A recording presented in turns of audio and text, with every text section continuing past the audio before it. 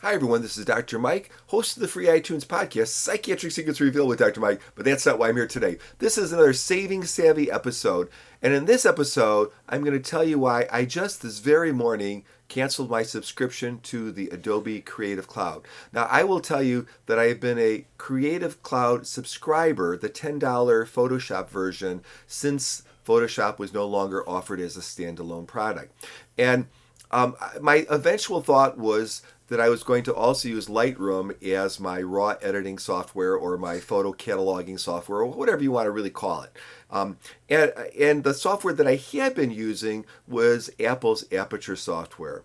But what I found in general was that I was consistently using the Aperture software just because I was familiar with it.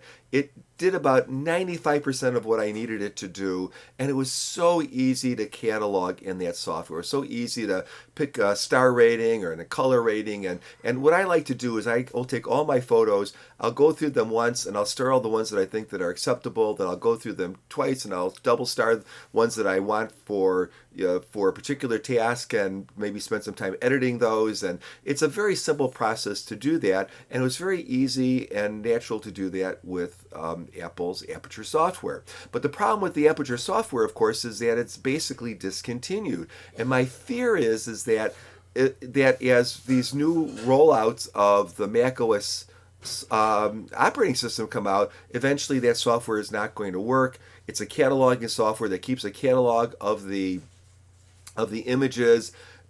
It's possible that I won't be able to open up that catalog anymore. So I needed an alternative. And although I had tried Lightroom a bunch of times, just like 100 pictures here and 300 pictures there, just to see if I'd like it, it was just fine. It's a great piece of software, but it just didn't quite do it for me for whatever reason. I was just so comfortable with the Aperture. So I even tried using Photos, the version, the free thing that you get with Mac OS. That's definitely not going to do it for me, even with the additional enhancements with this latest release, because I just can't catalog very quickly, and it's kind of slow, to be honest with you. So here I was. Don't have my. I don't feel like I need to not use Aperture anymore. Upgraded my computer, decided not to just jump in and load Aperture again and then wait for the next OS to come out where it maybe won't work. But I really wasn't that crazy about going with the Adobe products for a couple of reasons. One was I just, for whatever reason, didn't like using Lightroom that much. And I know people love it and it's great software and it's super powerful, but I just didn't like it for whatever reason. The other reason is that I kind of feel that I was getting screwed by Adobe and all these subscription plans, whether it's Microsoft Office, which I'm not using the subscription service for them either, or whether it's Adobe or all these other companies that really just want to kind of bleed you every month. Even though they're maybe not offering phenomenal upgrades or updates, you're going to pay every month for that software. And for someone like me, who's an enthusiast who sometimes does professional work, it's just not worth it. And so when Adobe came out with their new plan, where you could use the iPad and then go up to the cloud and then go back to your computer, but now that would cost me $19 a month. I mean, I knew even then that I was going to end it, but I just couldn't pull the plug.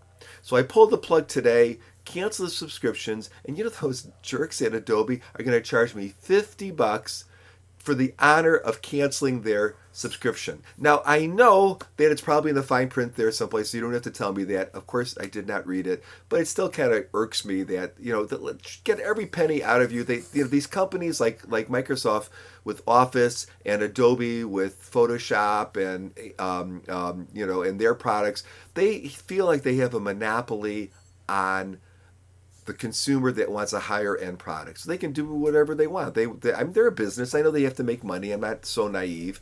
But I could probably use a copy of Photoshop from 3 generations ago and it would still be perfectly fine for my needs. So anyways, so I canceled Adobe. That's the big news. I don't want to use Aperture. And this is where maybe, audience, you can help me.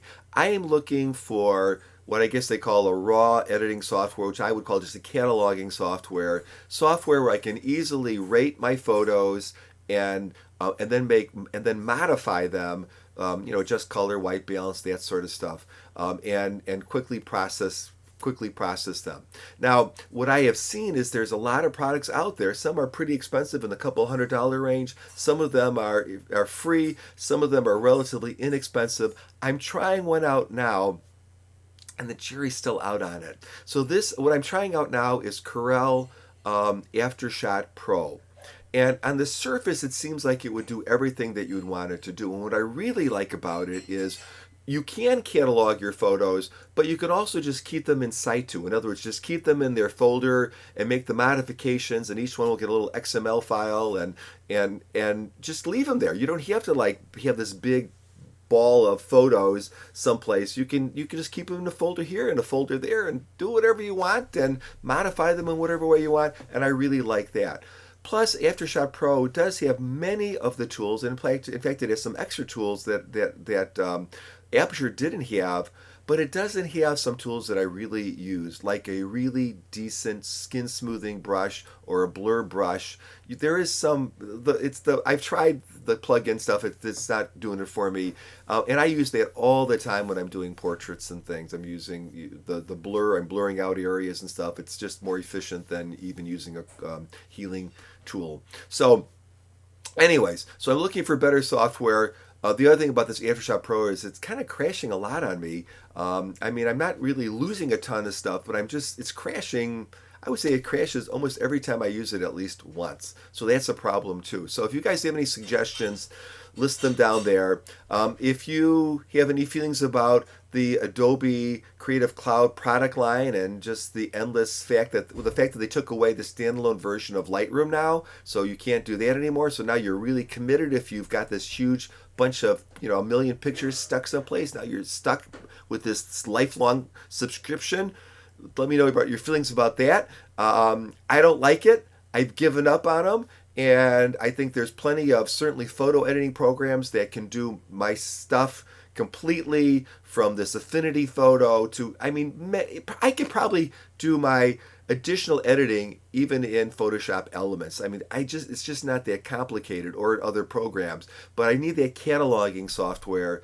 And I really like the cataloging software where I can do my basic edits, because in most times that's all I'm doing. So we'll see what happens with that. Anyway, hopefully this was not too rambling. That's the way my brain works. If you get some time, please give my podcast a listen, Psychiatric Secrets Revealed. You can find it on iTunes.